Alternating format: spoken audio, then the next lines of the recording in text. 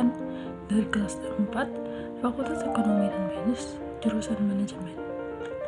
Nomor 1 itu, apa perbedaan dan persamaan antara logistik manajemen dan supply chain manajemen?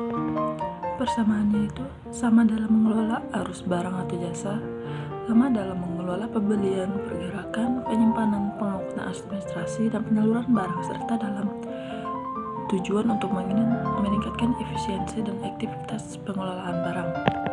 Sedangkan perbedaannya adalah logistik manajemen lebih fokus pada aktivitas-aktivitas seperti pengadaan, distribusi, pemeliharaan, dan manajemen persediaan. Sedangkan SCM memiliki cakupan yang lebih luas meliputi pemasaran, pengembangan produk baru, keuangan, dan layanan konsumen. Dan yang kedua itu, apa supply chain management atau SCM? Sebutkan pengertian, proses, tahapan, dan tujuan dalam bisnis.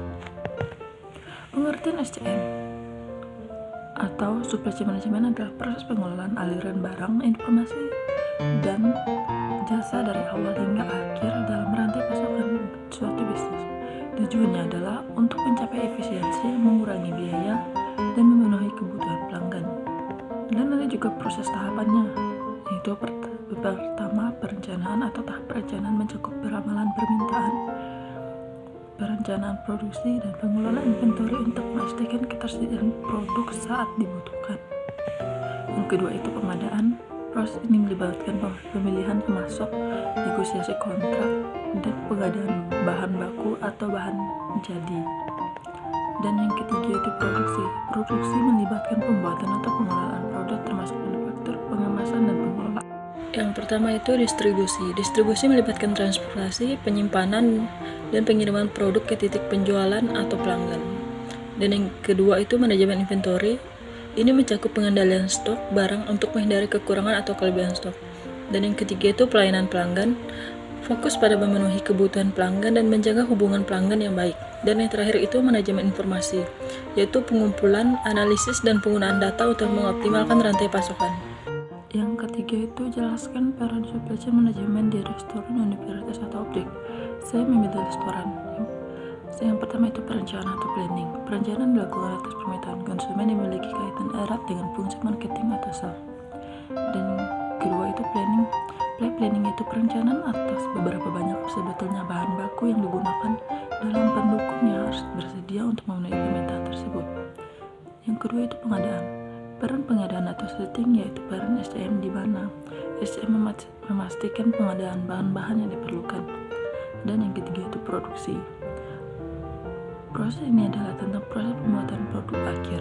Hal-hal yang perlu dikelola misalnya bagaimana standar produksi di dapur atau bar, berapa tingkat kematangan yang diperlukan. Dan yang keempat itu pengantaran adalah di mana kita bisa mengantar pesanan konsumen.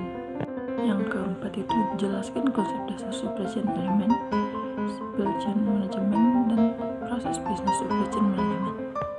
Elemen SCM. Supply chain management atau SCM adalah pendekatan terintegrasi untuk perencanaan, pelaksanaan, pengendalian, dan monitoring aliran barang, jasa, informasi, dan dana dari pemasok hingga konsumen akhir. Konsep dasar SCM mencakup elemen-elemen berikut.